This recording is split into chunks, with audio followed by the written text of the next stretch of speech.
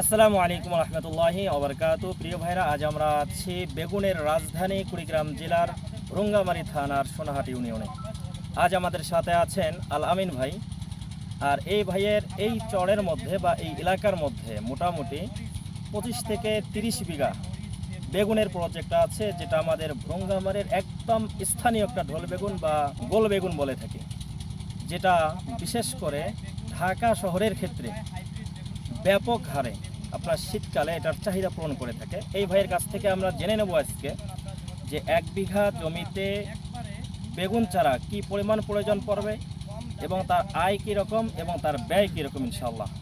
যেই বেগুনের প্রজেক্টে আজ আমরা আছি, এটা তো আপনাদের স্থানীয় জাত, এবং এই স্থানীয় জাত হিসেবে আপনার বিঘা প্রতি চারার পরিমাণ কেমন প্রয়োজন হয়? এটা আমাদের চারা লাগে 3032 এরকম বিঘা পড়ে। একটা চারা থেকে আরেকটা চারা দূরত্ব হচ্ছে 15 বিঘা। হ্যাঁ, এটা চতুর্দিকে স্কয়ার। এবং এটার আপনার ফলন আসা বা শেষ স্টেপ পর্যন্ত আপনার খরচ বিঘা প্রতি কেমন যায়? হ্যাঁ, বিঘা প্রতি মানে নিজে পরিশ্রম করতে পারলে যদি ওষুধ মানে যদি কেউ নিজে পরিশ্রম করে তার মনে করেন 50-60 হাজার টাকায় হয়ে যাবে। আর যদি কেউ লেবার খাটায়, হ্যাঁ, সেক্ষেত্রে একটু বেশি হবে, 70-80 হাজার। আচ্ছা, আপনার ইনকাম কেমন হতে পারে আনুমানিক সর্বোচ্চটা? মানে ইনশাল্লাহ এই বেগুনে আমাদের রঙ্গমারি পুরা মানে ভাগ্য পাল্টে দিছে। এটাতে আমরা এটা কিন্তু দীর্ঘমেয়াদী একটা ফসল। আমরা এই ফসলটা না হলেও মিনিমাম 4 মাস আমরা হারভেস্ট করে থাকি এই ফলটা।